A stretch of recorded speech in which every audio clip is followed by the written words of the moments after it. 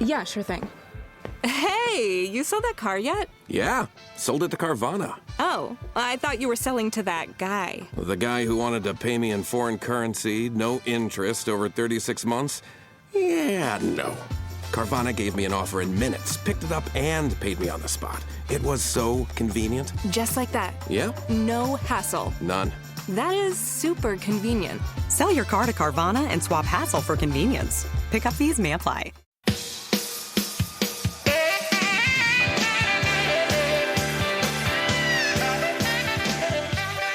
It's the SNL Hall of Fame podcast with Chief Conversationalist Bill Kenney, featuring Matt Ardill, with special guest Victoria Franso.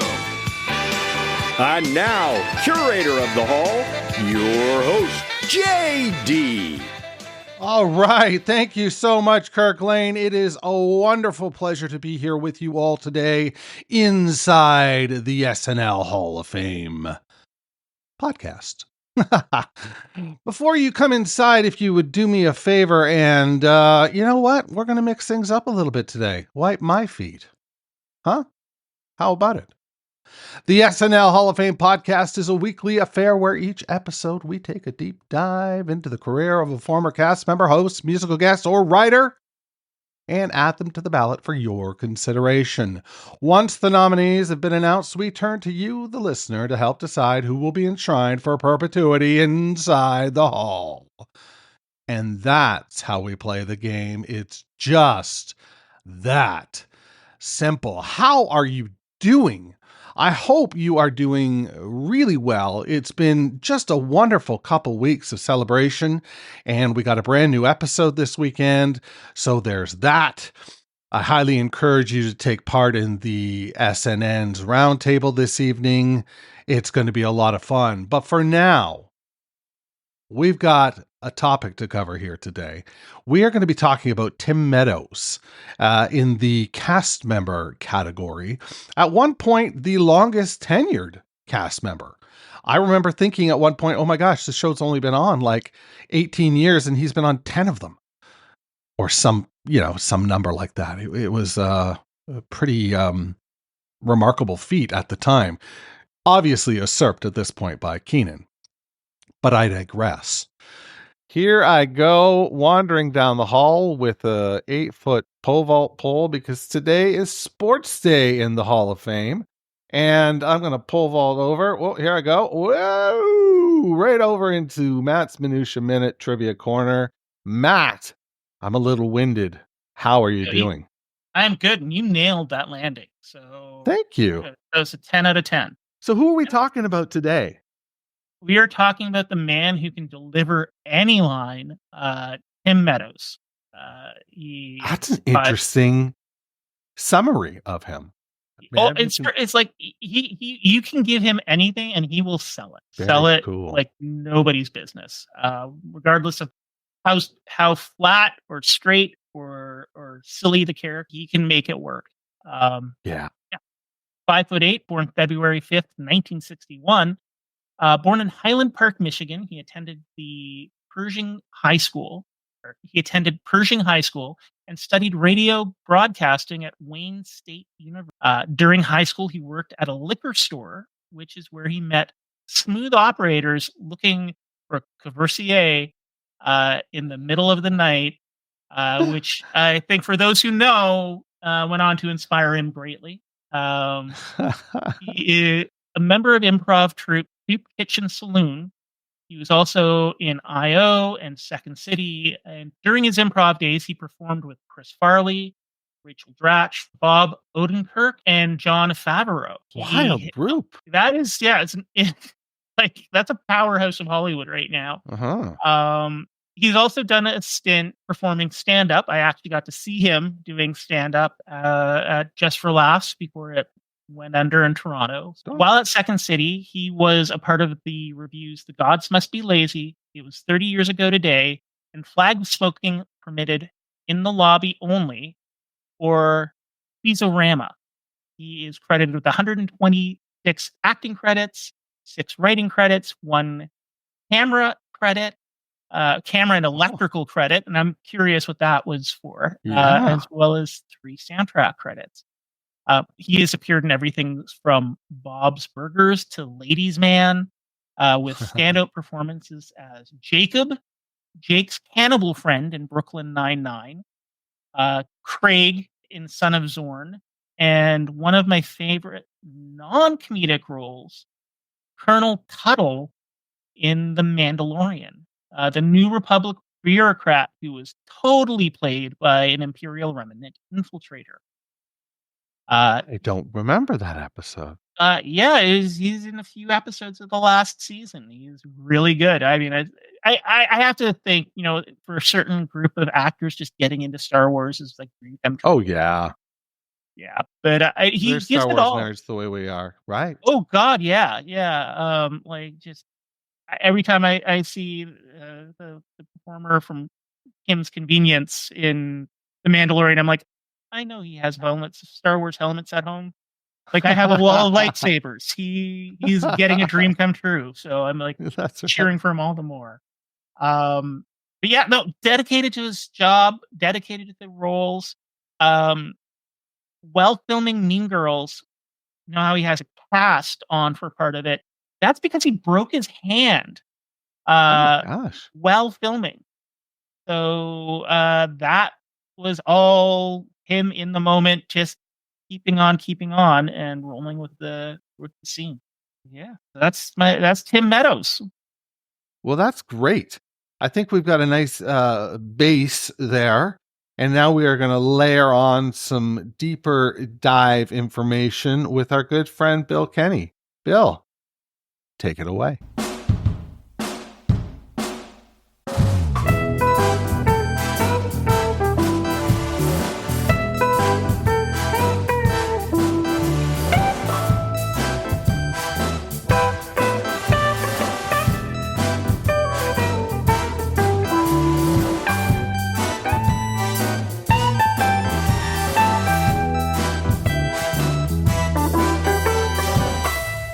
Thank you, JD and Matt. Welcome into the conversation. My name is Bill, and we have a great nominee today. Someone who was on the show for 10 years, was the all-time tenured cast member for a while. Of course, I'm talking about Tim Meadows, and I'm thrilled to be joined by someone who could well be following in Mr. Meadows' footsteps, the wonderful Victoria Franso. How are you, Victoria? You flatter me. I'm doing well, especially considering I get to talk about the wonderful Tim Meadows. And especially since this is our first time doing a podcast together. Just the two of us. Yeah. Yeah, no Papa John here to... No, not Papa John. Not that Papa John. Right. Our Papa Papa John, which is our Papa John, yes. Yeah, this is exciting. Yeah. I'm sure he'll be thrilled to be referred to as Papa John. At least we didn't say Daddy John. Yes. That would have been weird. But yeah. Yeah, so thrilled to have you here. So what's been going on with you? You're over at Go Comedy. Tell us some of what's going on over there. Yeah, I mean, I plug them here because I always say, oh, follow me to check out, but I don't do a good enough job of posting, but Go Comedy does.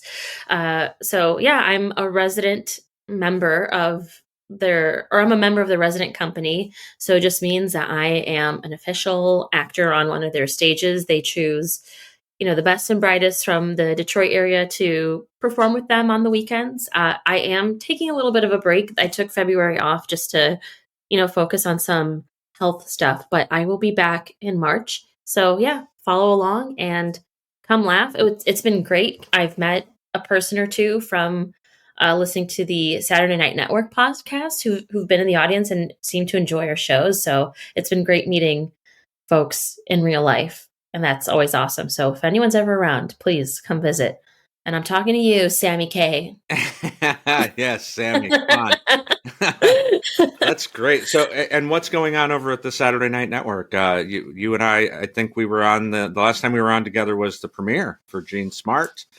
Yeah, and I did, what did I do? I recently did By the Numbers with with Mike and Haynes. That was a hoot. Yeah. Can Drew attitude, love it. No, it was fun. It was wild. I was a little tired, so I was slap happy. So I kind of said whatever's on my mind. They were disheartened to find out that I never watched the Chappelle Show. Oh So my goodness. I know, Yes. I know. So yeah, so whenever Chappelle hosts, I'm sure there are references I just don't fully get. So I'm very sorry. Sorry to everyone who loves that show. Well, I am starting it. I'm starting it on Netflix though. Yes, I'll mail you my DVDs if necessary. Oh, Come on. what's a DVD? I know. Yeah, it's old package. Well, I miss the days where you could watch a DVD on your laptop even, but you can't even do that anymore. Yeah, boy, these kids today, they just don't know. Oh, these kids. But yeah, that's a great reference to Mike Murray, because when I started looking at talking about Tim Meadows, I think this would be something that he would have had a blast covering back in the day, because Tim Meadows has one of the most unique trajectories in the history of SNL. You know, he starts at Second City, which you're familiar with, with his buddy Chris Farley. And he gets brought in midway through season 16 in 1991. And we don't see him for the next 3 years, basically. It's bananas. You know, there's a lot of turnover, but he is one of the few to survive the season 20 debacle. All these huge names that were fired, like Sandler and Farley, Tim Meadows survives, and then OJ happens. So, yeah, I mean, maybe the only person who benefited from OJ other than OJ is Tim Meadows, right? Yeah, I don't think, and his lawyers, to be... Well, yes. Yeah, and his lawyers, but absolutely nobody else ever has benefited. Yeah. So, but from OJ, yeah, this is a huge moment for him, because you know, by chance that he is, you know, the only African American in the cast, he's playing all these roles. He's playing. There were sketches where he played OJ and Al Cowlings, or OJ and Johnny Cochran. So he kind of finally gets to show what he can do, and his next 6 years are phenomenal. So, it's he, as I said, he's the longest tenured cast member at the time, surpassing Kevin Eastman. So much so that, you know, they made jokes about it in monologues, like, Tim, you're still here. Tim! Hey, Mike. Tim Meadows, how are you? I'm all right. Wow, well, thanks for coming by to support me. Mike, I'm still in the cast. Didn't you leave with Farley and Spade? No. Well, I'm sure you'll host. Yeah, I'm sure you'll host. Bye. Who am I, anyway? Why are contracts so incredibly hard to break? I could be out in L.A. Why did I sign a 30-year contract? That's such a long time. I see that now. Oh, little did they know. Yes, yeah. Who? Yeah. 20 years later, nobody's laughing about 10 years. What were your initial memories of Tim? You're much younger, obviously. You didn't watch him live, but where did you kind of come in on the Tim Meadows train? I was going to say, season 20 was when I was born. Yes. It was the year I was born when it started. No, I do vaguely remember as a kid seeing Ladies' Man. Now, I know that was not appropriate. And even today, if you look back at it, not appropriate. In fact, when I was prepping for this today, I was just like, I can't mention this. I can't mention this. I can't bring that up. I can't quote that. And I cannot say that. No, but that was one of my earliest memories of him. And I mean, of course, it's a classic character. Of not just the show, but especially for him. And, you know, it's notable. I mean, I think what marks a notable character is if they're selling the sticker of you in the NBC shop. If they're selling a sticker of your character, that means you've made it. And I do, in fact, have, you know, a Tim Meadows Ladies' Man sticker. And I had it on me when I met him. I was going to say, I'd be remiss not to bring up, you're one of the rare cases on the SNL Hall of Fame that you have met the person that you're nominating. Yes, I've spoken to him once before, but I've actually met him once. The first time I spoke to him, he was performing with his troupe called Uncle's Brother, which is amazing. That those three dudes are very funny. If they're ever around, if you ever see them pop up in a theater near you, please go watch them. They do perform a lot at the IO Theater in Chicago, so if you're in that area, check it out. And I say we spoke because he said, "Oh, I'm originally from Detroit," and I go, "Woo!" And he goes, "You too?" I say, "No, suburbs." and he asked which one, and I said, I answered him, and we had a nice little friendly back and forth then. So that was the extent of that. I will say I stood next to him at the bar afterward, if that counts as certainly real. Yeah, certainly does. It was actually that night, Matt Walsh, if anyone knows him from Veep, he was the doctor in The Hangover, just to name a few things. I was speaking to him, and we got a picture together. So that was pretty cool. But then the second time I met Tim Meadows was in Detroit, the Detroit area, and he was hosting what was called Comedy Caucus, and it was a fundraiser for a presidential candidate. You can probably guess which one. And what was cool about that is he pulled some local artists from across, the country, or folks that have opened for him. And it was incredible. One of my friends was on that stage too, and she performs at Go Comedy as well. Her name's Tam White. And I went there to support her, and she's the one who introduced me to Tim Meadows, and we got to chat for just a minute, and we got a cool picture. And yeah, I've seen him in Chicago. I've seen him in Detroit, both of our two favorite places. That's amazing. And meeting Matt Walsh, let's not bury that either. He was on UCB too. So yes, huge name there. And I got to tell Matt Walsh how much my dad loved him in Hangover. So he's like, if your dad loved that, tell him to watch Veep. I was like, oh, hell yeah. Hell yeah. So no, he was Matt Walsh. And of course, Matt Walsh was incredibly kind for someone who you see on a TV. Yeah. And yeah. I imagine Tim Meadows was too. He was very nice. But I would say Matt Walsh gave me he let me speak to him and ask him about improv. We got to do that for a little bit. So, oh wow. Yeah. I always love when I get to do that. Not that Tim Meadows wouldn't have. He just, I know, was running short on time. He's a busy guy. He's a ladies' man. He was trying to get somebody into the presidency. That's you can give him a pass on that. Yeah, yeah. So hey, you are the perfect person. I tried too. I was there. Yeah, right. Exactly. They were there to see you just as much as Tim. Let's be. Yeah. See me in the audience. No. But no, it was great, and it was an honor to be even just an audience member, an honor to know the great Tam White who was on that stage. That's great. Yeah, I love to hear that.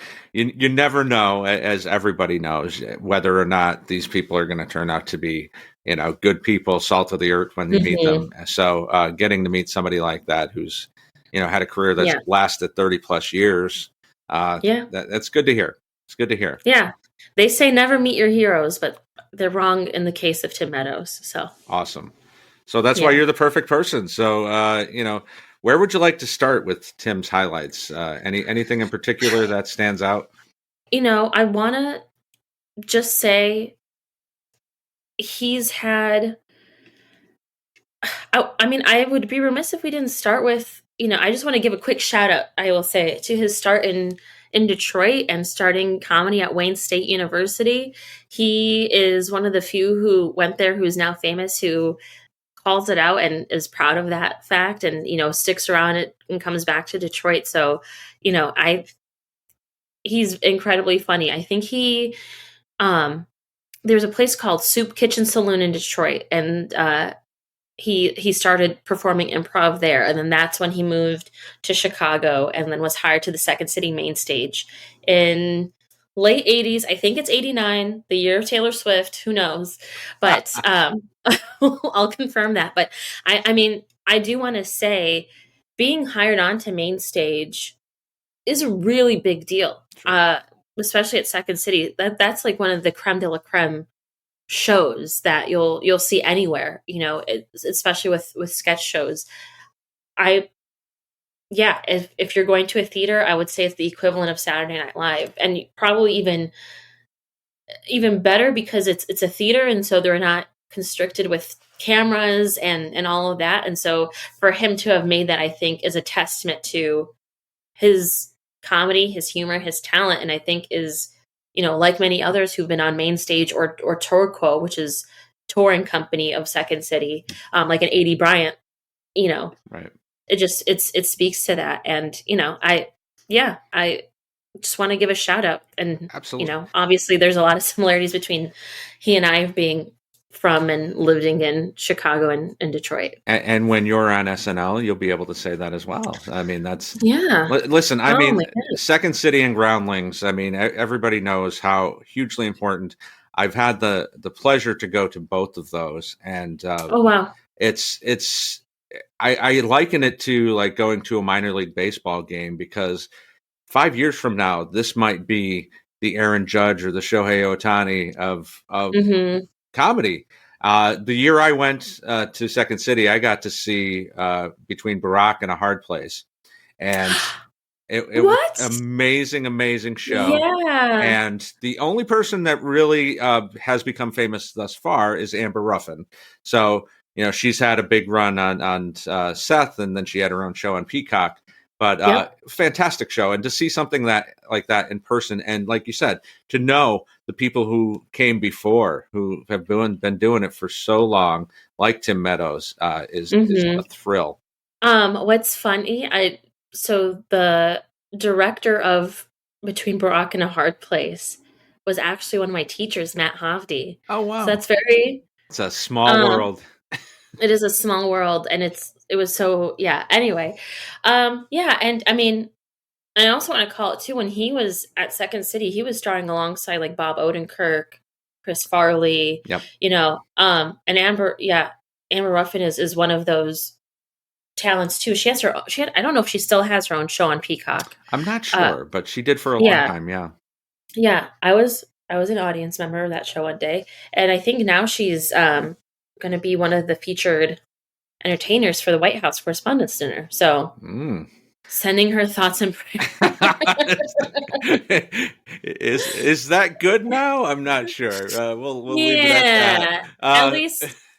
At least she's, there's a, I'm a lost for words, but it's, I mean, it speaks to the testament, and especially that time, that era. I mean, I've mentioned it on the show, and I think I mentioned it to you and Papa John on the show. And outside of the show is, Second City.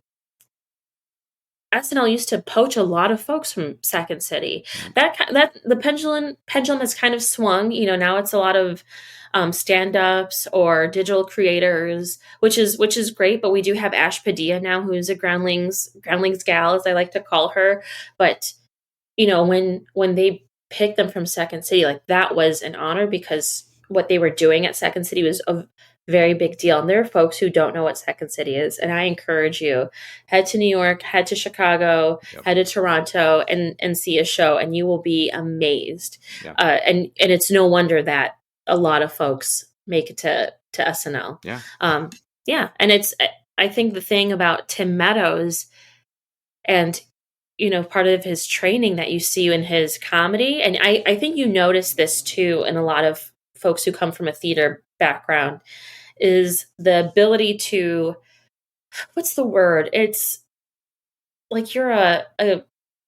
it's more togetherness. Like you're able to, I don't know. I feel like what's the word? What is the word? It starts with a C. It's just easier. Like, there was a word just basically saying, like, meaning that you're better fit to be in a cast because you can either star or you can be a great background. And there's the gift giving of, even if you're playing smaller, you can give gifts to whoever the lead is, whoever the star is.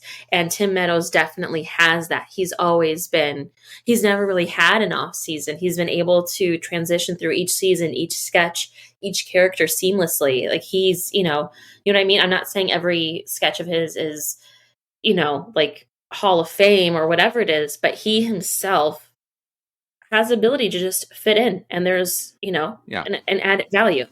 Well, when you think about the big personalities, so he spans from that second golden era with Bill and Dana all the way through the Will and Sherry and Molly years. And there's huge personalities.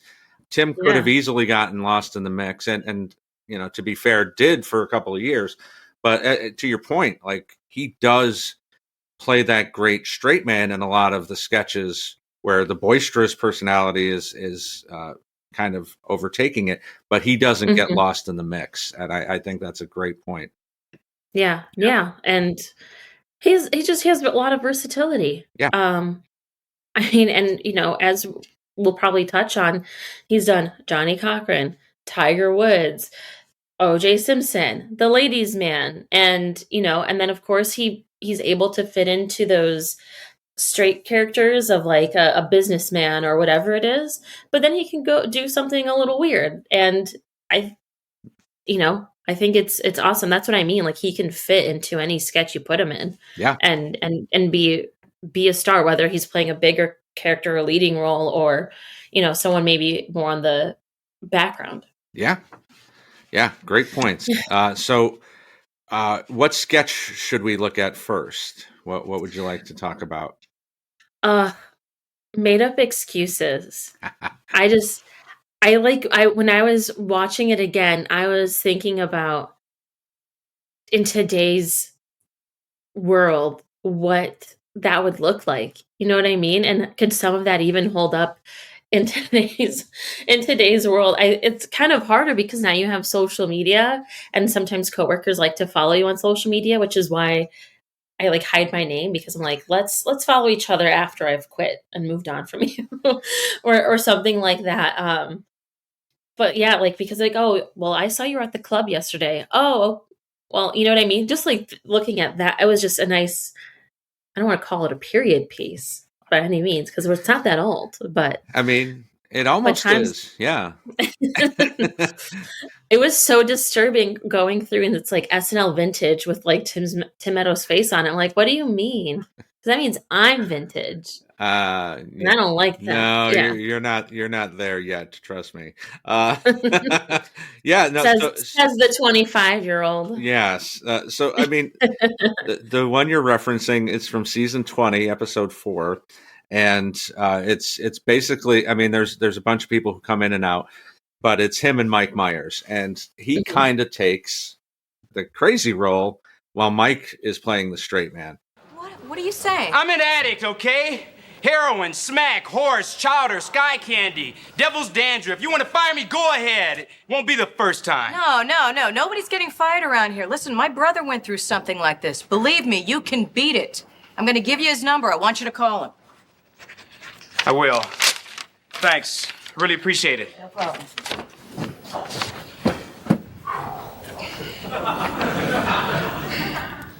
You're not really... No. But I got us out of that one, huh? You owe me one. He walks into this meeting very late, and what happens, Victoria? What was... has a great excuse. I forgot what it was exactly, but basically he says that he wanted to see a child, perhaps that I think he saved, be able to walk again. Wow. And that's why he missed the meeting that they had. Oh, it was a little girl that he had shot in a drive-by a decade earlier, right. And then she walked for the first time. Yeah, so he had changed his life. And yeah. That's right. Yes. Yeah. And he's like, "Yo, you can dock my pay. You can dock my pay." Oh no, it's okay. And then everyone leaves the room. He and Mike Myers are together, and can't believe they fell for that. Can't believe they fell for that. And then, oh, I forgot her name, and I'll be so mad at myself. She was in Janine Garofalo. Janine Garofalo comes in and points out some typos, and he says, "Well, I'm sorry, I'm on crack," or yeah. Yeah, I'm on crack, and so I'm lucky if I even know my own name. And she falls for it, gives him her brother's number, who went through the same thing. Yeah, and yeah, and Mike Myers can't believe what he's saying. Yeah, it's all escalation with these crazy excuses. And for those who think that SNL invented these buttons that they do now with these, brought to you by DoorDash or Uber Eats, or this ends with hypoglycemia is a made-up disease which does not exist foundation, because that's what he all blames all of this on at the very end. So yes, with a nice cameo by the David Spade. Yes, yeah. This is a great one to start with. Yeah, it was just ridiculous, and it was dumb in a good way. I don't know how else to describe it, but I was like trying to think about what if I made those excuses today, or what excuses would I, what elaborate excuse would I be able to say today that they couldn't verify because of all the technology we have. Right. Yeah, that's such a great point that I hadn't even really thought of. Like, and I always think that when I watch Seinfeld or Friends, if they had cell phones, half of these episodes wouldn't exist, because how many conceits are, I couldn't get to a payphone, I couldn't do this, But as you're saying, like, all they would have to do is go on Facebook or something like that today to see, like, did he really? Yeah. Well, there's also that meme about Home Alone. If Home Alone was made today, yes, like, they left me, Mom, I'm home alone and I'm scared. She'd text back, "Oh, Kevin, I'm so sorry, I'm on my way back." The end. Like, there's, right. there's no, that kind of made me sad though, because it takes out a lot of creativity and all of that. But yeah, kids these days, that's kids it. These days, yeah. This is a great example. This is, a lot of what we're going to talk about starts with season 19, season 20. That's really when Tim starts to get to shine. And this is, season 20 is much maligned for very good reasons. But one of the highlights of this season is that we do get to see Tim kind of grow as a performer. And this is an early example of that. Love it. Yeah. Yeah. So what should what should we hit on next? I do want to call out that a lot of these were cold opens. And a lot of what I watched of his were cold opens. And it really made me miss non-political, non-news cold opens. Yes. And I get it. Like, believe me, I get that stuff's crazy and that, it's kind of hard to not talk about it. But it was just a lot more creative. I think it was, he did the OJ one. One of the OJ ones was a cold open, and I thought he was maybe joking or trying to, like, break the fourth wall or whatever it is. But no, that was an actual cold open, and I was like, oh, I miss that, because it's now just Orange Man. The original Orange Man, Orange Juice, Simpson, Orenthal, Jane Simpson. So let's go to OJ here, because this is, as I said, kind of one of the pivotal moments. Now, this doesn't mean, I think Tim would have stayed either way, but I think this helped people see what he was able to do. And a lot of those were cold opens. He plays OJ 14 times, which is not shocking given the time. So there's a lot of them. One of my favorites that he does with OJ, it's 2 days after the verdict. It is one of those moments that I clearly remember, where you were when, blah, blah, blah. And, the whole country is talking about it. And SNL is at their point in history, again, pre-social media, that everybody's waiting to see what they're going to do. So they come on and do OJ Got His Job Back. as the NBC analyst and football games, the NFL. And he's interviewing one of the coaches. But you know, these two teams, they have a long, ugly history. It was only a matter of time before you destroyed them. A lot of people saw this coming for a long time. I mean, all the warning signs were there. What? Well, you know, like you were out of control or something. You guys were hitting late. You committed one crazy face mask penalty, but you got away with it. It was like you just put aside the rules and took matters in your own hands. Like it was a kind of brutalizing effort that must have made you feel good, but kind of bad, too. I wouldn't say that, I don't think. And he's using the telestrator. And you remember this one? And he's, you know, oh, the player goes over here and this and that. And eventually it spells out, I did it. Yeah.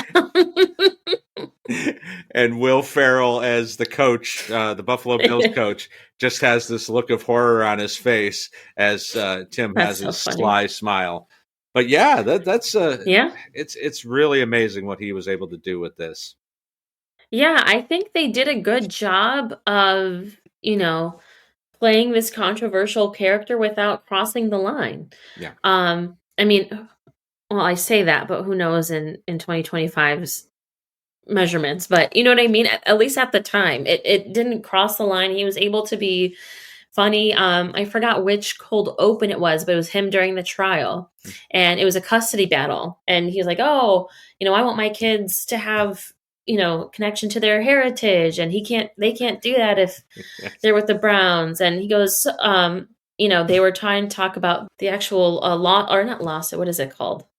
Trial. The trial. Yeah, right. The actual trial. And he was like, "Oh, so what if I murdered 2 people?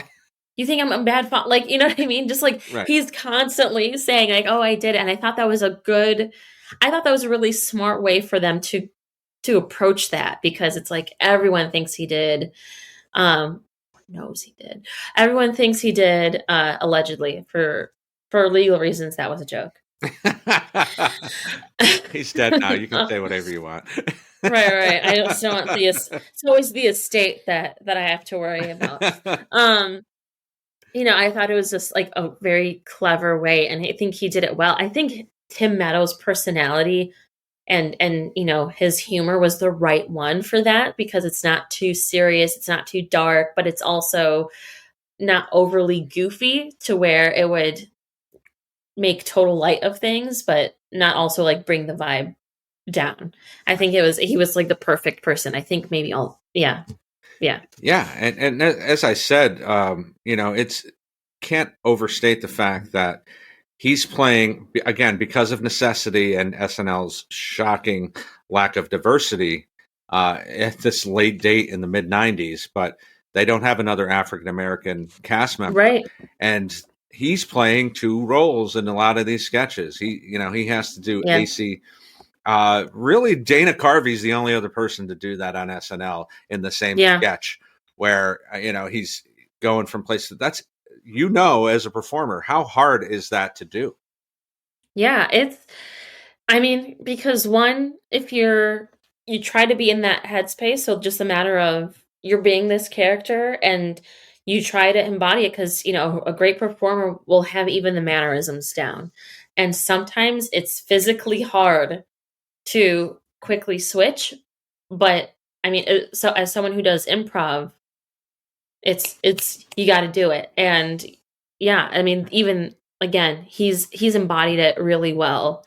Yeah. And but was able to, I mean, kudos to that, because doing it on a stage is one thing, but doing it when it's live on stage, but also you've got cameras on you for millions of people to see, and then it's going to be, you know, rerun or placed on the internet. Right.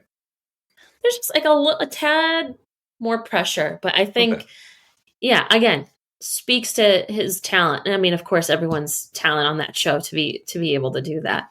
But I mean, again, I think I love the, you know, faking his innocence while being obviously guilty. Right. And he played OJ as overly confident and completely clueless about his public image. And I think that was also an angle that made it funny. And I just think it strikes the right balance in a situation like that. Yeah. I mean, again, I was being born when all that was happening, so I don't remember. Keep rubbing it in. It's funny that we're talking about this because I just binged it's fantastic OJ documentary on Netflix. Mm-hmm. Okay. I binged it all in one night because I was obsessed, much like anybody my age. Right. I had my college classes, and then I would rush home to be able to watch the trial because this was all anybody was talking about. Wow. Yeah. It's bananas to think. And so many eyeballs were, as I said, on SNL, and for Tim to step into that breach and really kind of kill it. That cemented his legacy when he almost didn't have a legacy on SNL. Yeah. So I love that. I guess asking you as a perpetual 25-year-old. Yeah. What was it like then? Of course, we know the trial and that was a big deal, but when these things happen, a lot of folks are playing these people. Like, you're going to see a lot of it everywhere. I guess, what was it like at that point to see a Tim Meadows portray that character? Like, was it at that time seen in poor taste? Was it received well? I think it was received well because you knew you had to cover this. There was no way around this. And Tim's personality kind of, as perpetual everyman, I think really kind of let him play that role in a very real way because it was very divisive. Now, the narrative now of obviously knowing that he did it. Go ahead and sue me, estate.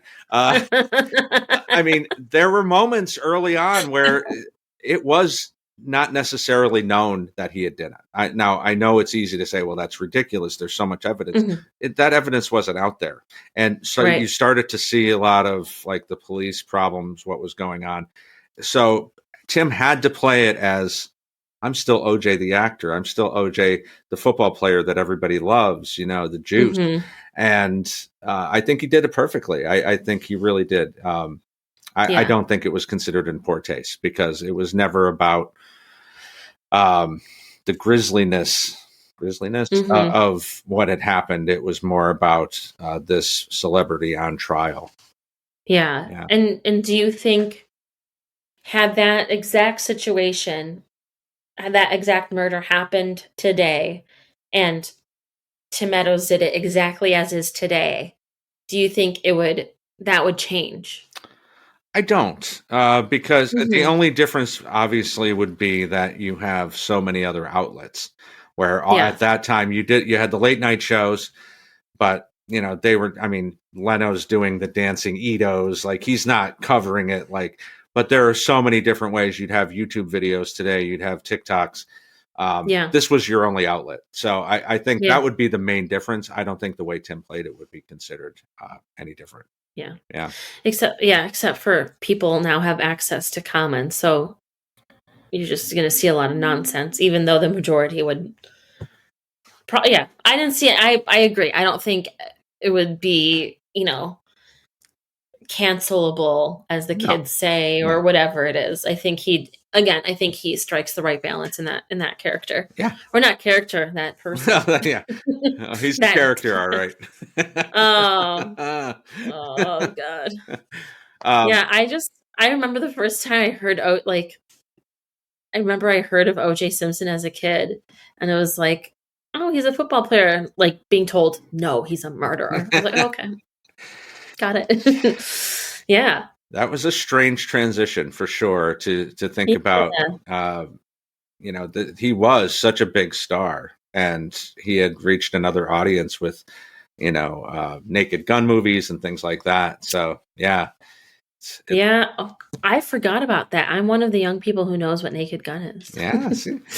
Yeah. Let's, where else should we go, Victoria? There's so many other things I want to make sure that we hit on.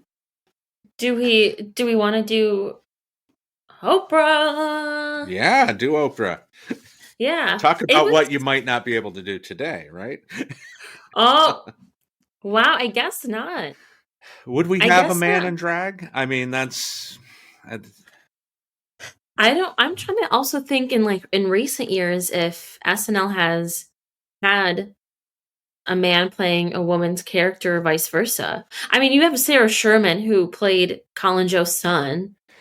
You have, I think it's kind of tilted the other way, right? Where you have people like Sarah playing Chuck Schumer, obviously what Kate and Nady did in the different roles like Ted Cruz and Giuliani. Right.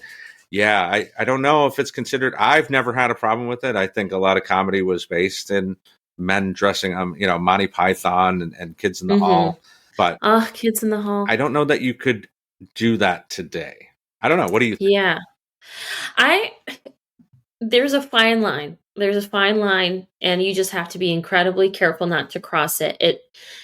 For example, I don't know if you recently saw James Austin Johnson's impersonation of Kamala Harris, which so good. Freakishly, I was not expecting that. I don't know what I was expecting. I wasn't expecting that. I think there's a difference if you're not mocking, if you're truly playing the character, right, or if it's focused solely on the character and nothing else. I don't know. I could be presented with new information and change my mind on this, but I don't think there is anything wrong as long as they're not being rude to the trans community or, making fun of the trans community and just strictly playing that character. Of course, James Austin Johnson could never play Kamala Harris, but that was a good, nonetheless, voice impression. But yeah, no, I mean, I was trying to think of back then, the way Tim Meadows played Oprah. Again, I don't know, because he didn't play at least from what I've seen, I didn't see all the things, but the couple sketches that I saw, he wasn't playing the, oh my God, you get a car. He was very calm, cool, collected, was sitting in a chair. Again, I could be presented with a new POV and change my mind. I would just want to. I think the issue for me, the issue was not that Tim was playing that role, but that he was playing that role again out of necessity, not having an African American woman on the cast.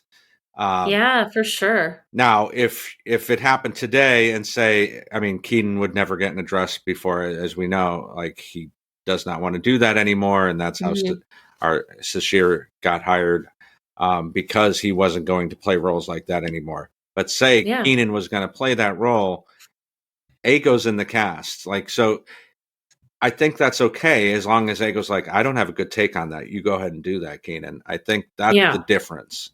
Not that it's a man playing the role, but that the fact that you didn't have a woman at all. Right? That is wild to think about, actually. It's so crazy. Yeah. Yeah. I mean, even within the last few years, I was like, oh, wait, we need more diversity. But if you look at the last few years compared to a few decades ago, it's completely different. Yeah.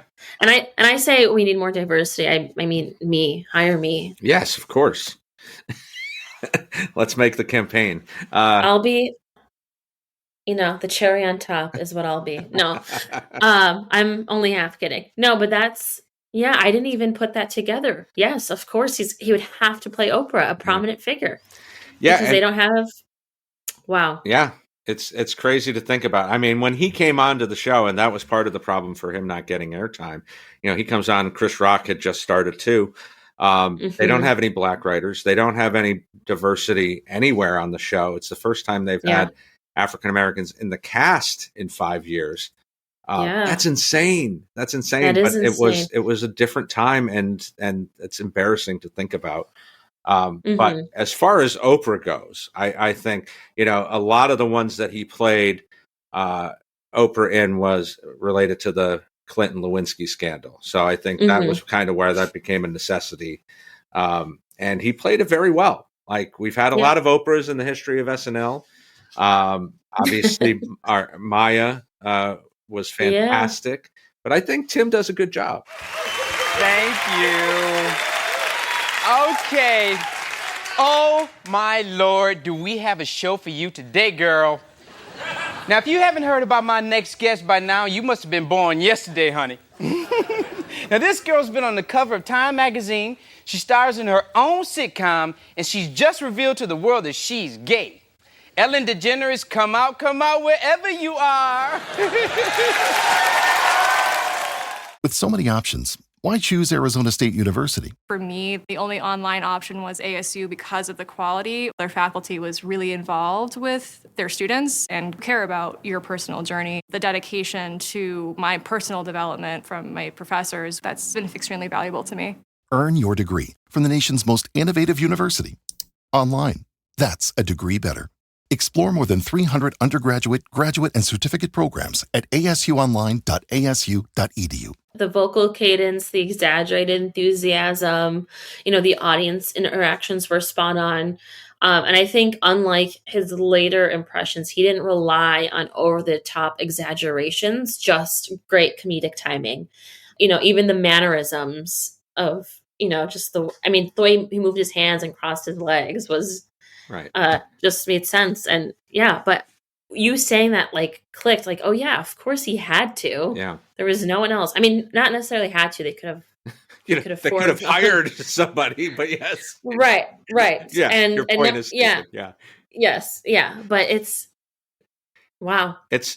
And I think, as you say, he is playing it more understated, and this is one of those instances with Tim where he's letting the crazies go around him. He's playing the straight person, straight man, straight woman, if you will, because you've got the boisterous Clinton with Daryl Hammond, you've got Monica Lewinsky over here by Molly Shannon, and he has to kind of play that role a little back to let them do their thing.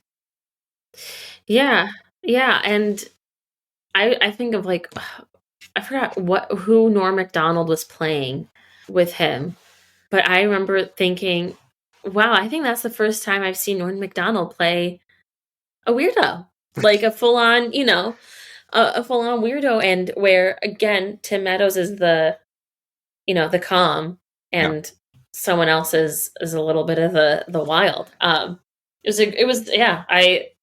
I agree with that. It was nice to see the guests kind of be the firecrackers. Well, to stay on that point with Tim being the calm, one of my favorites, which is just one of those banana sketches from the mid-'90s, Captain Jim and Pedro. We have to talk about this. So what did you think going back and watching Captain Jim and Pedro? I think it's a classic example of Meadows excelling as the low-key voice of reason in absurd situations. I think his character played patient, the patient reasonable counterpart. And then he just had an act of reacting just enough to be funny, but not so much that he overshadowed the sketch. I think Captain Jim and Pedro was an example, again, of his ability to make other comedians shine, proving how crucial he was to SNL's chemistry. And, he fits puzzle pieces really well. And I think that was an example of it. Yeah, this is Sandler at his, perhaps his wackiest. And if you don't remember this run of, they did this 3 times. And Tim Meadows, Adam Sandler were stranded on a deserted island for 15 years. And for some reason, they're still wearing the clothes they were deserted in. Right. Let's not pull at that string too much, I guess. Right. But they both kind of lost their minds. Sandler a little bit more than Meadows. And, Sandler's talking about things like one time they made a raft out of dead monkeys. And but they're trying to date these 2 women, so that's why they're presenting themselves and talking about their adventures, and it's pretty crazy to think about. Yeah, it's funny too. And doesn't Tim Meadows get something from Foot Locker? He has he has a job at Foot Locker, doesn't he? Yes. Yeah. He's salesperson of the year, I think it is. Right. Just so random. Yeah. Yeah, it's like one of those. I love when SNL has those like kind of like screw it. Let's just go for it. And when they do and they don't really care. Yeah. It's just funny and it works. Yeah. Like it was dumb. It was dumb. Nothing anchored in reality, right? I mean, yeah. If you're the father of these two daughters, you're kicking these two guys out the second they walk in the door. Never mind letting them explain themselves. Absolutely. Absolutely. Yeah. I have a lobster on my head. Like, just right. And Sandler's doing one of his Sandler voices, so it makes it even more so, right? Yeah. He's like, I made a hat out of a lobster and a stick. Yeah. and sometimes the hat would get itchy. One day the monkey stole my hat. That's why Captain Jim drowned him for stealing. Okay. If you say that out of context, if no one knows what we're talking about, I'm going to sound very silly. But it's, again, I love those sketches. And I think that era of SNL did more of that, of just like, we don't care, let's just like write things right. and have fun with it. And I think that was part of that genre of just screw it, let's do it. Another one like this, where he's playing the straight guy, is Jingleheimer Junction. So one of my favorite sketches of all time, like bar none. I love this sketch. I love the way it pushed boundaries. You want to kind of tell the audience what Jingleheimer Junction was all about? Think of School of Rock. No. It reminded me of School of Rock a little bit. But it was just a parody of a children's TV show with a dark undertone. It was a great contrast between cheerful kids and inappropriate and or unexpected humor.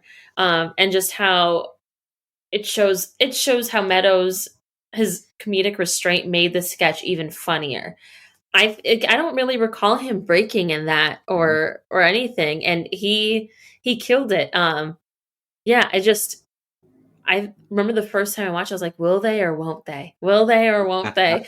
And just it was very funny. So I mean, how do I want to describe what happens? So it's a kids TV show, and U is for Unity, I think. Yes, you have Umberto Unity. Yes. Carla Caring, Katie Kindness, and they have a new friend. They have Fred Friend. I was going to say another word. I had to catch myself. And Friendship walks in, and they're giving his praises and why he's so great. And in this sketch, it's UCK and then their new friend Phil, and they suggest that Phil heads to the front of the line. Fred, yes. Yes, Fred goes to the front of the line, and as that's happening, they cut the screen, and then all of a sudden you have Tim Meadows tackling Will Ferrell, and I just thought how funny is that? Like, just like the idea of a children's show not catching that. Yeah. And putting that onto a TV show. Like Sesame Street would never. Yeah, the conceit of this is it's the last third rail really of network television, with language and not being able to say things, not being able to show those words, let alone play them. And the fact that you have UCKF lined up, and he keeps trying to move to the front of that line, and Tim is mortified. It's such a great idea. Okay. All right, I think that's enough. That's enough. No, it's not. It's time for Mishmash Mix 'em Up. Yay! Run around till someone says freeze.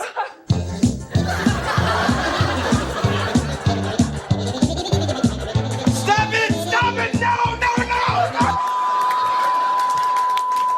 All right, that's it. I had enough of you. Get out of here, Fred. Get out! Ow, I just want to be with my friends. We're supposed to be learning about friendship, Joe. Shut up, Umberto.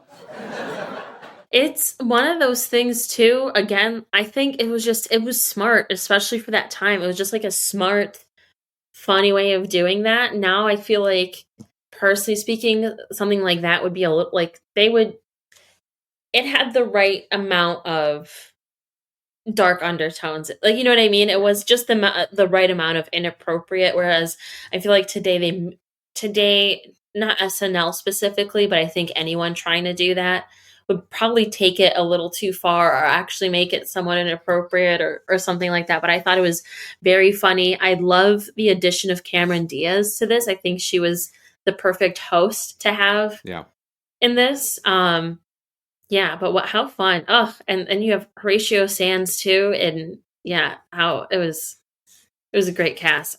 Yeah. Perfectly picked too. Yeah, I mean, it's really the kind of escalation that we crave, that we don't get a lot today. But yeah, Tim plays his role so well in this. Yeah. I'm glad that was on the list. It was a good rewatch. Yeah. It was a good. So and they all look like Alvin and the Chipmunks too. the cheapest shirts ever made with the the white duct tape on their shirts. It's and like oversized. They look like the Chipmunks. Yeah, that's right. Oh, I thought the rest of the set was really nice, though. I always love to give credit to the set design whenever I can because I don't feel like they get enough love, and I think the set design of that was nicely put together. That is very true. Yeah. SNL, they had a run at this point in time where they did a lot of funny stuff with kid shows. And I think this was the cherry on top of all that. Yeah. I mean, not too long after that, they did, the cartoons, TV Funhouse. TV Funhouse. Yeah. There was a lot of, like when I watched that as a child, I didn't understand. I didn't understand it. I just thought it was a comic book, like, you know what I mean. I just thought it was a regular cartoon, and I thought it was weird. I remember thinking like, I don't get it. I thought that as a 25-year-old too. Don't worry about it. Yeah. And then to this day, when I will go back, I'm like, who was not supervising me by the TV and watching this? That's great. That's how I feel about a lot of things. Like I used to watch things as a kid. I'm like, my parents didn't monitor; they just trusted me. That was dumb. Well, I mean, that was a different time. It was an even more different time for me. When I think about some of the shows that my parents let me watch, I'm like, no, not a chance. I would let my daughter watch this stuff. But it was So we've got a few more big ones we've got to hit, Victoria, before we reach the end. Take your pick. Do you want to start with perspectives or the really big one? We'll take them both. Which one do you want to do first? Right. Let's do perspectives. I think the big one. I'll save the best for last. Yeah. Okay.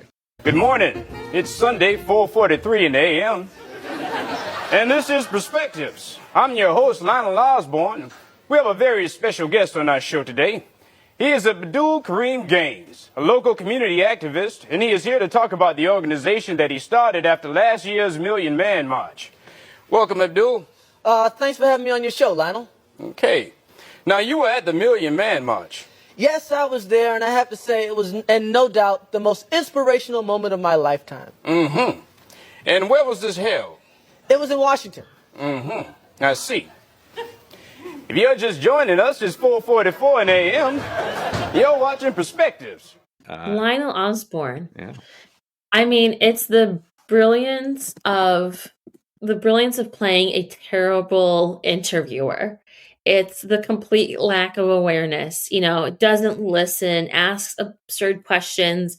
And, rewatching this, I kind of felt like if anyone's seen Between Two Ferns with Zach Galifianakis, it felt like that to me a little bit. I mean, or rather that he was inspired by that or Zach Galifianakis was inspired by Perspectives. It's like a public access show parody done to perfection.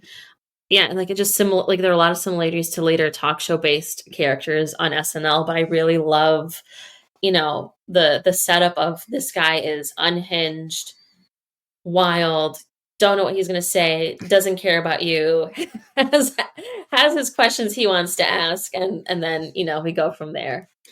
Yeah, it's we talked earlier about how things have changed, media has changed over the last 25 years. And this one, I wonder, even someone your age, like the fact that TV stations used to go off the air at the end of the day. And that was the whole conceit of this. And that's crazy to think about now, when you can watch any channel all night, 24 hours a day. There was a time when, they were going to do the national anthem and they were going to turn off their channel. And the whole conceit of this was he was doing his show after the sign off.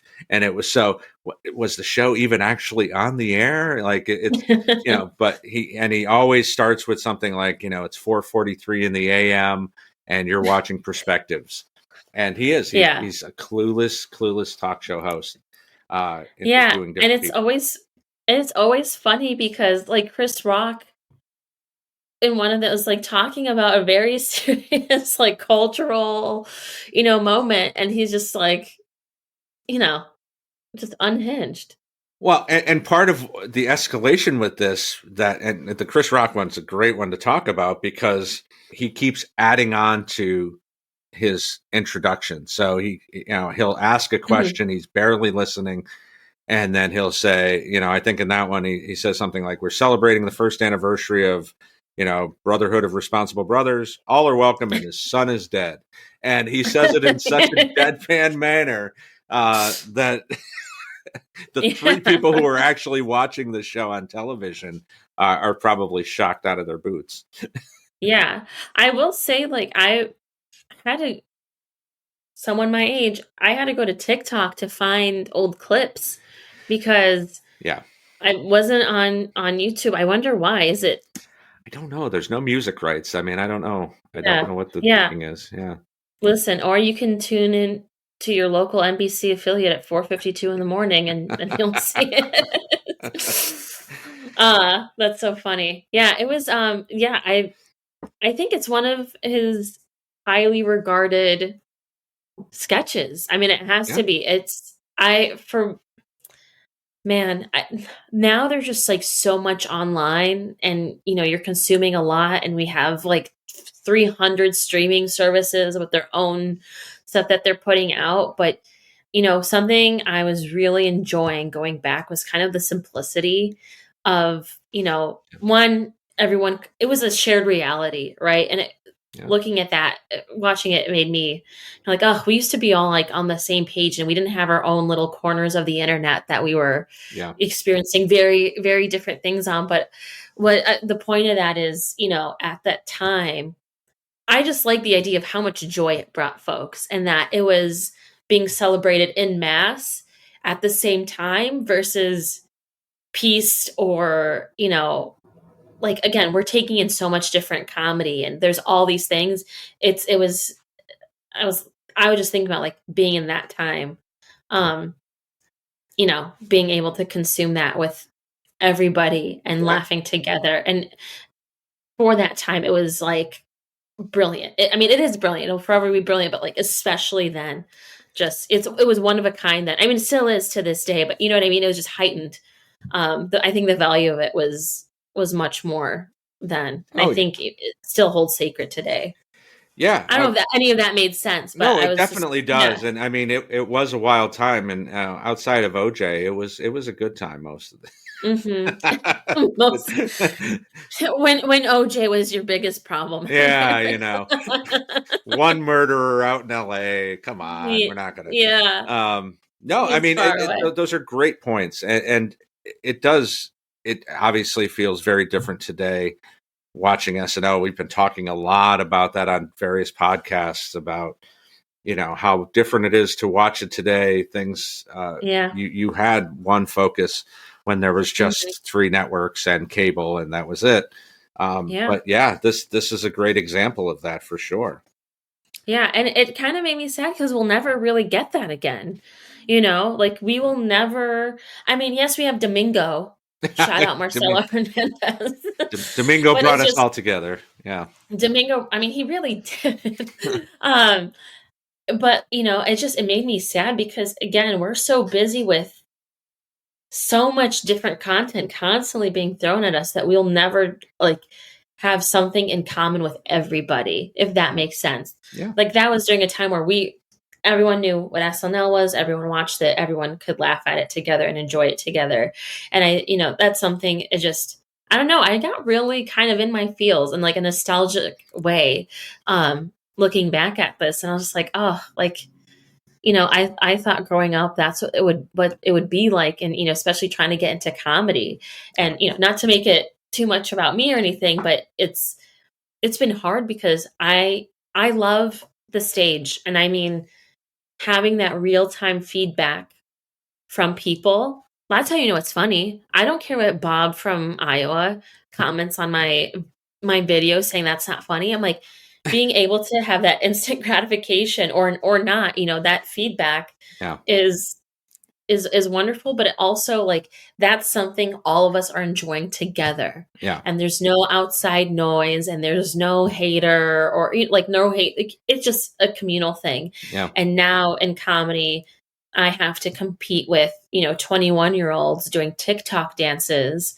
And then, now again, everyone has their own path. And I truly believe everything happens for a reason. And I know that's corny to say, but now it's the competition of a 22-year-old doing a TikTok dance. And now they have these brand deals and now they're being offered these roles and now they have these opportunities. And it's like, that's hard. It's hard to do. But I loved going back in time with Tim Meadows because it just reminded of the simplicity of you go on stage, you're funny, you continue to be funny, and you'll get these opportunities. It's just kind of like there was less noise, I think is Absolutely. what I'm trying to say. Yeah. You sound much wiser and older than your age. So, well, I'm 50, so you're Sally O'Malley. Yeah.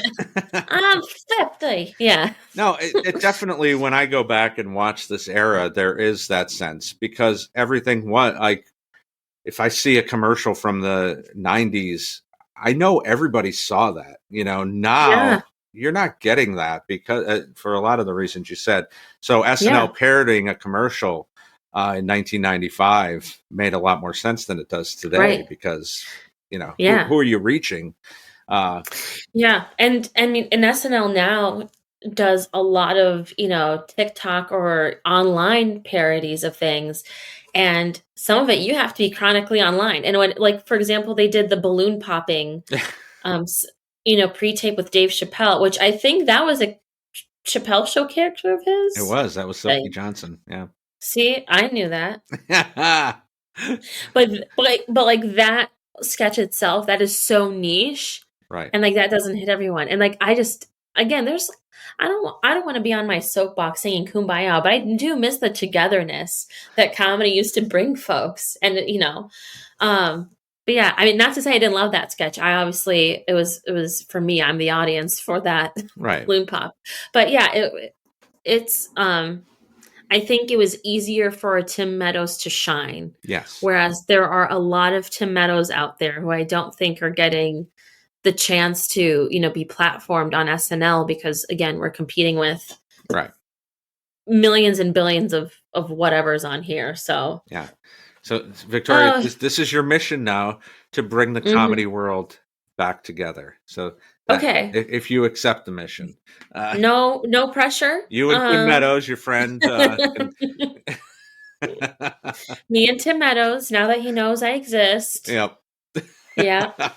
I just will have to show him the picture of us. I mean, yeah. And I'm glad I gave myself like a blow dry before and did my hair. I wasn't expecting to meet him, but I'm glad I did my hair. See, you never know. You never know. Yeah, dress as if you're going to meet Tim Meadows. Okay, that's a great rule of life, right there. Oh God. So, but yeah, let's talk about the one that everybody's been waiting for, right? Drum roll, please. The greatest movie of all time. No, not that part. One of the most beloved sketches of all time. And what is that, Victoria? Shirt in a can? No, I'm just kidding. The Ladies' Man. Yes. A very, very, funny character. It's a man, and I don't want to. I'm thinking of the movie more so than the show, but it's, a man who is, after being fired from his job for being vulgar and inappropriate. Leon Phelps, aka Tim Meadows, aka the ladies' man, seeks employment from a radio station, and he has his own radio show, and people call in and ask for advice. And he's like, someone asked, like, oh, I remember, I think it was Molly Shannon who called in and was like, oh, I'm having trouble with my self-esteem. And he's like, what is that? And and she's like, oh, I don't feel great about myself and blah, blah, blah. And I'm having a hard time dating because I'm a little bit bigger. And he goes, well, how much do you weigh? And she goes, 210. He goes, oh, I was not expecting that. Yeah. anything more than 200. I thought you were going to say 130 or something like that. I recommend that you stay away from all food products that your local grocery stores sell. Like, a lot of what he said, I don't think I can say on here. Oh, you can say it. But it was just like so funny. There was an episode where he had Monica Lewinsky on. It's a big deal. And I don't think when I was watching that the audience truly realized, and not to sound like a Gen Zer, but how iconic it was to have her on. I don't think they appreciated her jokes. I was laughing. I was like, why isn't the crowd laughing? But it was, I guess too soon and just too conservative of a time. But that's how like ballsy and courageous that character was, and that sketch was, and the writing behind it is to have, Monica freaking Lewinsky on after this scandal, which unfairly ruins her life. And, they're calling in asking about, for example, oh, I'm having an affair with my boss who's way older than me. And, and she's like, oh, I don't recommend that you do that. And he goes, yeah, I've been told not to dip your wang in company ink or something like that. Yeah, it was just very funny. But yeah, I won't take too long yapping about it. No, that was a big get for SNL at the time. Yeah. And it is hard to imagine who would be on that level today. Because talk about OJ. This was another thing that kind of consumed media for a very long time. And I can remember the week leading up to that, they didn't know what she was going to do on the show. So when it was known that she was going to be on, but yeah, it was the perfect place to put her was on the Ladies' Man. Yeah. You make some great points, because I think this is season 23 when he finally gets this on. Yeah. That's 7. Oh, wow. That's 7 seasons in, 8 seasons in. That's crazy to think about. We talked about Mikey Day a couple years ago with his renaissance and kind of getting these huge roles. This was even bigger. Like, this was finally getting his recurring character. Yeah, and that's a recurring character, one we wouldn't see today for a few reasons. But I think there are folks, again, being in the comedy community and talking about SNL, something they miss are those like funny recurring characters. Yeah. Like the latest, I think, to really do that is like a Kristen Wiig, but this is for a lot of millennials and younger folks. This one was one of those first recurring characters that you love to see. Is it appropriate? Would it work today? No. I don't think a Ladies' Man would work today. They would have to like severely change a lot of that writing. I still think it would be raunchy and vulgar, but I don't think that exactly what was said. I think the way Tim played it, though, yeah, you're right. There's probably some stuff that could not be said, especially fat jokes, things like that. But I think this could be done because the way he played it was stupid. So it was never about him being purposefully, sexually malignant. It was more about him, not really understanding the world. And, when he'd get a guy on the phone and he'd be like, he doesn't understand when a gay guy calls and Yes. explains. Like, he has no idea what's going on outside of his little world of, hot women and him Yeah. hitting on them all. Oh God, that reminded me of I feel aroused when I'm in the shower around other men. And then he's like, "Why do you have a deep voice?" Why do you have a deep voice? Right. Yeah. Yeah. Yeah. That's a really good point. The fact that he plays it dumb and isn't, I don't think creepy. No. It's just like a horny and dumb. I think there's a fine line between that and creepy.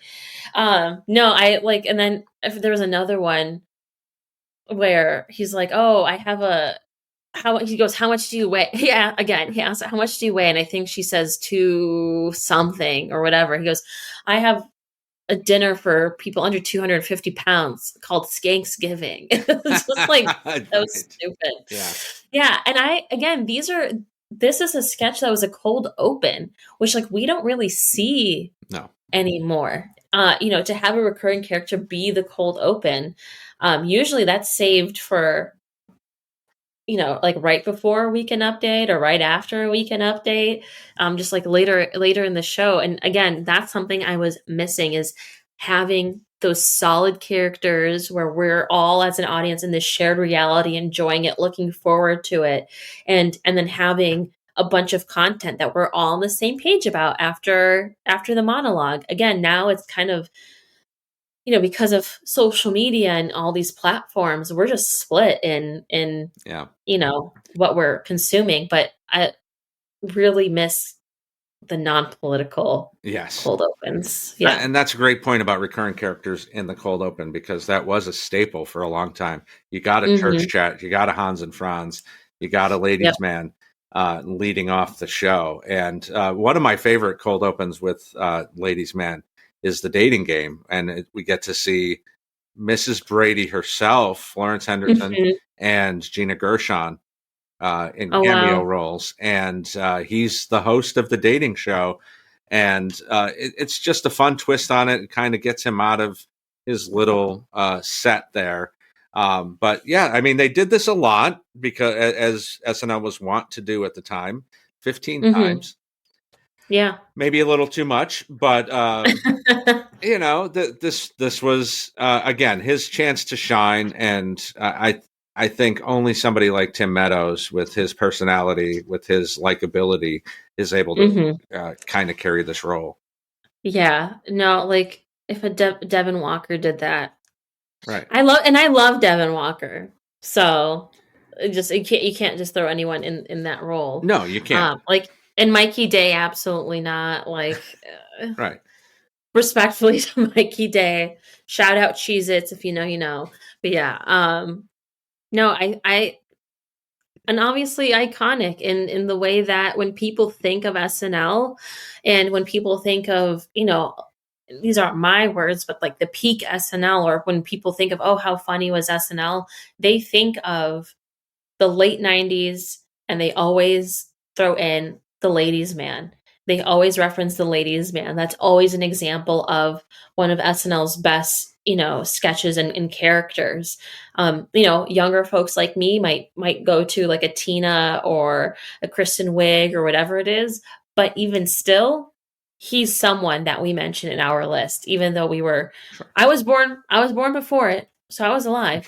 But some folks who were perhaps born after it still know of it. And I think that speaks to just how funny it was. Yeah. So Tim wraps up his career on SNL after season 25, puts in 10 years, as said at the top, is the longest cast member at that time.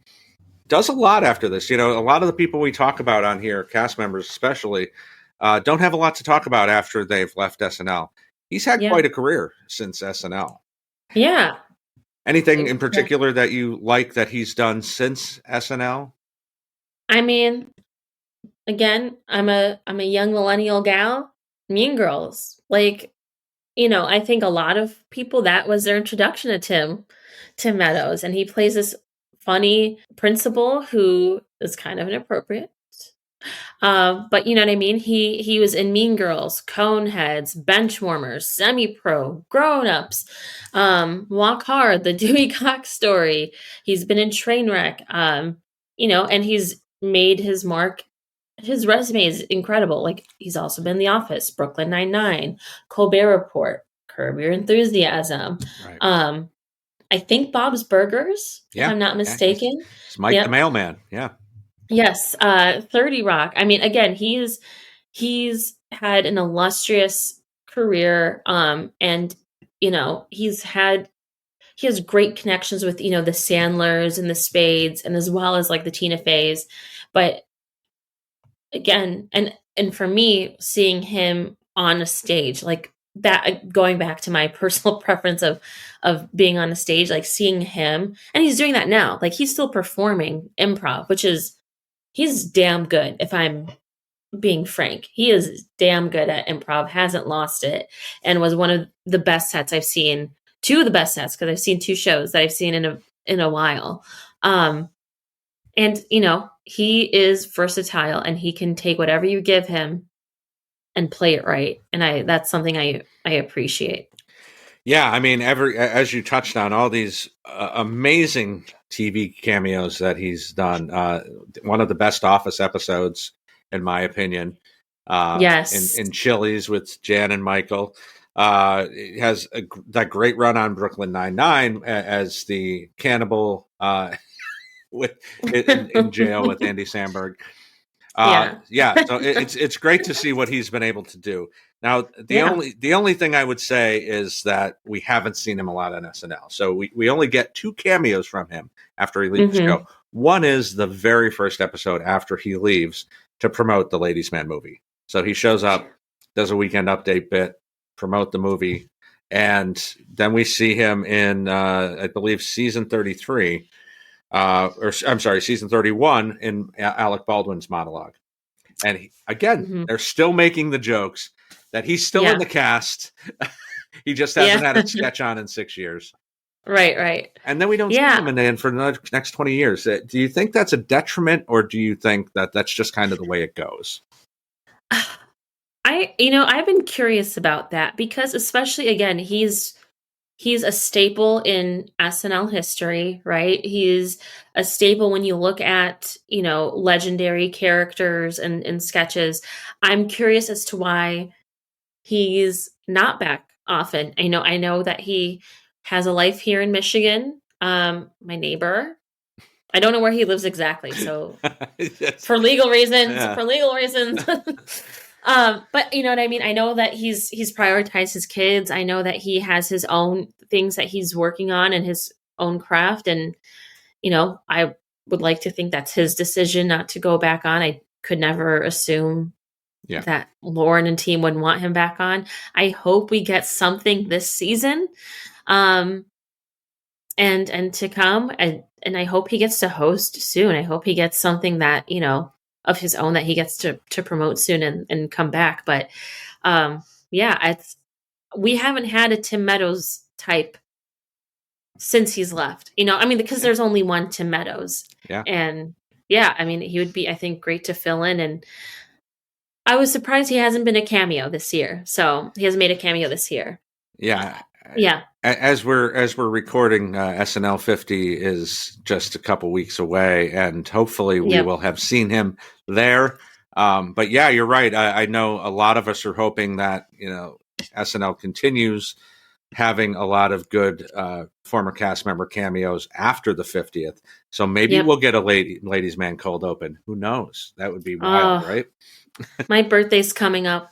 So, Lauren, if you're watching, and I know you are, that's all I want. Fingers crossed. Yeah. Don't hire me. Just give me a Ladies Man cold open. Just kidding. Hire me too. Yeah. No, it's it's one of my earliest memories of SNL. Like him, Myers, Spade, Sandler, like those I remember watching as a young child. And, you know, had I not, who knows where I'd be today. Right. Exactly. So, Victoria, we're at that point. The pressure's on. Okay. Make your final case for Tim Meadows into the SNL Hall of Fame? Are you ready for a rant? Please. Okay. Well, Tim Meadows is one of the most underrated yet essential cast members in Saturday Night Live history. Despite not always being the flashiest performer, his longevity, versatility, and impact make him a Hall of Fame worthy inductee, and here's why. Number one, longevity. As we mentioned earlier today, he is one of the longest tenured cast members. He was on for 10 seasons, and one of the greatest decades of SNL, and had one of the longest runs in the show's history at that time.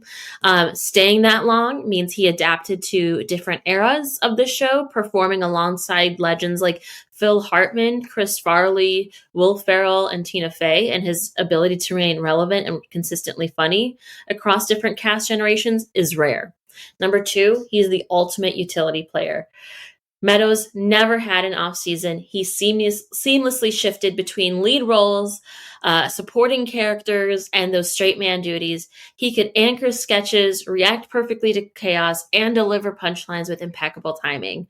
And whether leading a sketch like Ladies' Man or playing the calm, collected businessman in the middle of absurdity, like a shirt in a can, he made every moment of his time in front of that camera count. Number three, you've got the iconic characters. And we just talked about Leon Phelps, the Ladies' Man.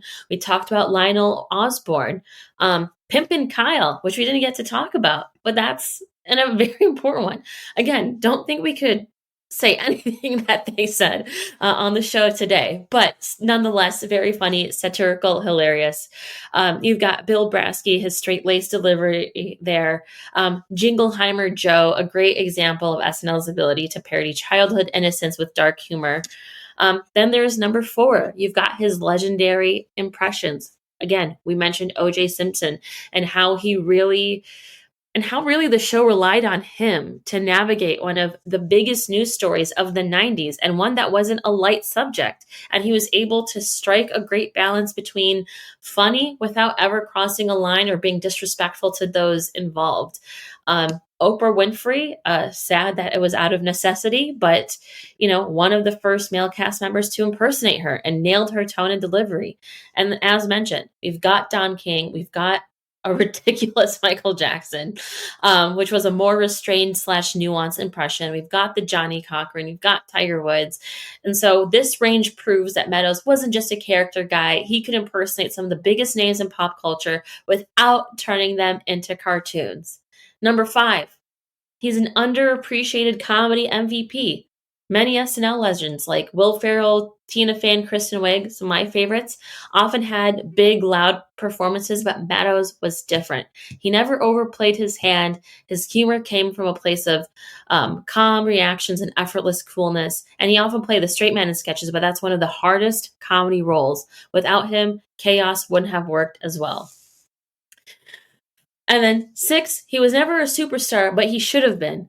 So unlike some cast members who broke out immediately, I would say Meadows was a slow burn, and he never had that big breakout moment like more cowbell. But he did have the Ladies' Man that came later in his tenure, proving that he had staying power and range. And though he left SNL quietly, his absence was absolutely felt. And then, of course, his impact on future generations of Black cast members. Diversity is very important, and he showcased the importance of having various diverse cast members of different backgrounds and ethnicities. Even though he was able to play a multitude of characters and he did them well, there'd only been 3 Black cast members before him: Garrett Morris, Eddie Murphy, and Damon Wayans. He paved the way for future Black comedians on the show. He's one of the folks to do that. And his longevity proved that Black cast members didn't have to be big personalities to succeed. And then last but not least, post-SNL success and continued impact, we mentioned, notable characters like on Mean Girls. You mentioned too the Office sketch with "I want my baby back ribs." His voice and style are still recognizable. So the final verdict: Tim Meadows belongs in the SNL Hall of Fame. 10 seasons, consistently strong performances, iconic characters, legendary impressions, the perfect straight man, influence on future generations, and having an awesome post-SNL legacy.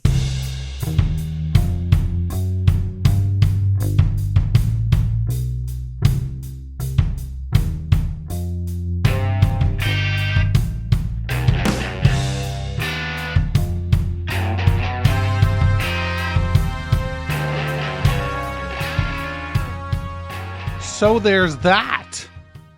Victoria with a great case made for the cast member Tim Meadows.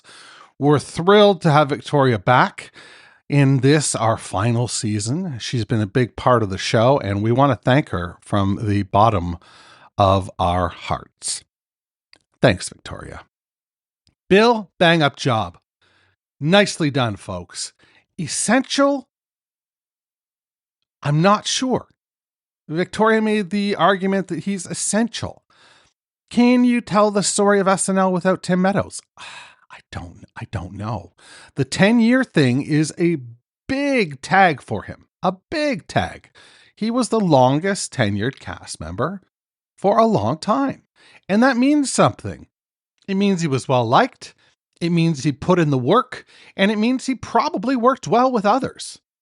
I think those are all hallmarks of a great cast member. And if Tim Meadows is to be inducted in the Hall of Fame, well, those are some excellent bona fides. Let's listen in, speaking of bona fides, on one of his consummate characters. This is the ladies' man, Leon Phelps. And, well, let's give it a listen. Welcome to the ladies' man. The love line with all the right responses to your romantic queries. I'm Leon Phelps. How y'all doing? I'm doing all right. I got my Cavatier right here. And hey, guess what? Today is Valentine's Day, which is always a very special day for the ladies' man because it is the only national holiday dedicated to getting it on. And I can assure you that as soon as this show is over, I intend on getting it on with someone or something, and it will most definitely involve the butt.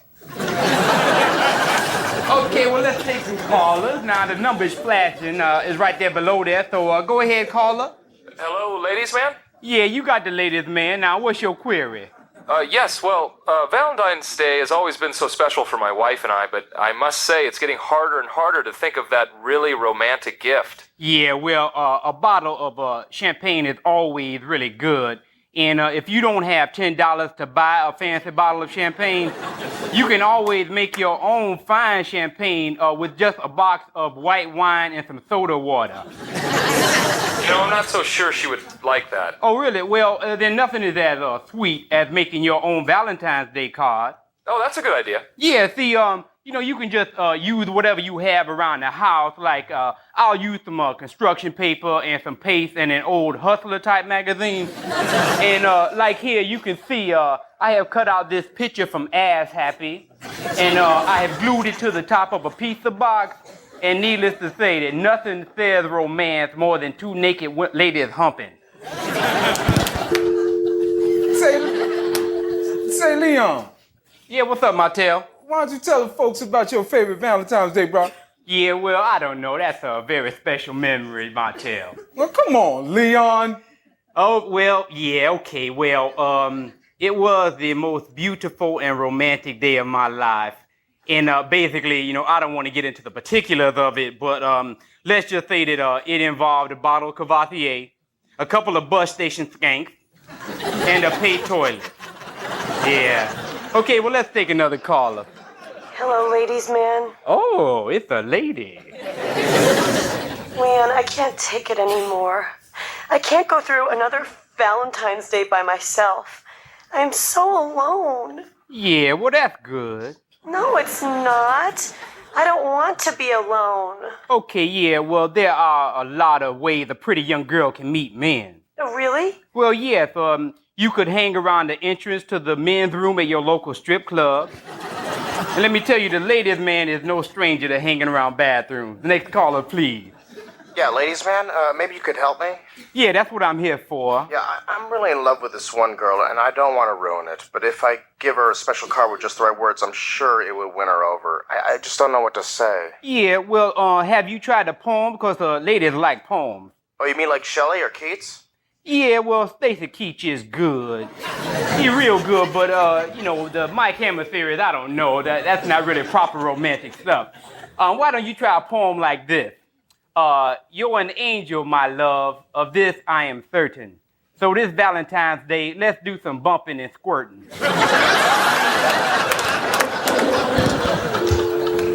Oh, well. Well, I can see by the empty bottle of Cavassier that we are out of time. So I hope your Valentine's Day pursuits are as romantic as mine. Leon Phelps and ladies. I will tell you that back in the day when Ladies Man was contemporary, I was not the biggest fan, and I was almost miffed when it got a movie. I couldn't believe it. I was incredulous. How did this sketch that I don't like get a movie? Well, turns out I was wrong. I went back and watched a few of the Ladies Man sketches, and yeah, I don't know what it was. I mean, you even heard it with this sketch. As soon as he introduced himself, the audience perked up. They were ready for him. They wanted to hear this radio call-in show with this host, this bombastic, absolutely ignorant ladies man with his Courvoisier, which, by the way, I got a bottle of that for my wedding, and I don't even think I've opened it still. Maybe I shouldn't start my own radio show. Well, that's what we've got for you this week. We want to thank you so much for joining us on behalf of Matt, Bill, and myself. Do us a favor, and as you're leaving today, when you walk past the Weekend Update exhibit, turn out the lights, because the SNL Hall of Fame is now closed.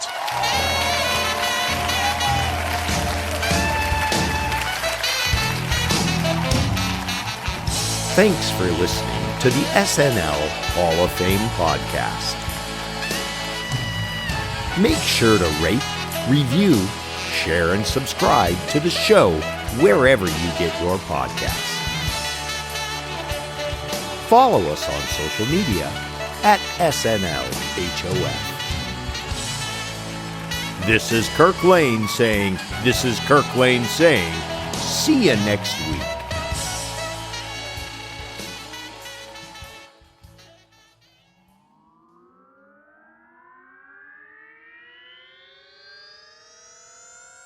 To podcasts and such. At Arizona State University, we've made online education better, smarter, and more personalized so you can go further in your aspiring field. I decided to pursue medicine once I realized that ASU did have the online program for biological sciences. You're still required to learn the same curriculum. You're still being tested on the same content that anyone would be tested on in person. The comprehensiveness of the program prepared me so well for medical school. Explore over 300 programs at asuonline.asu.edu.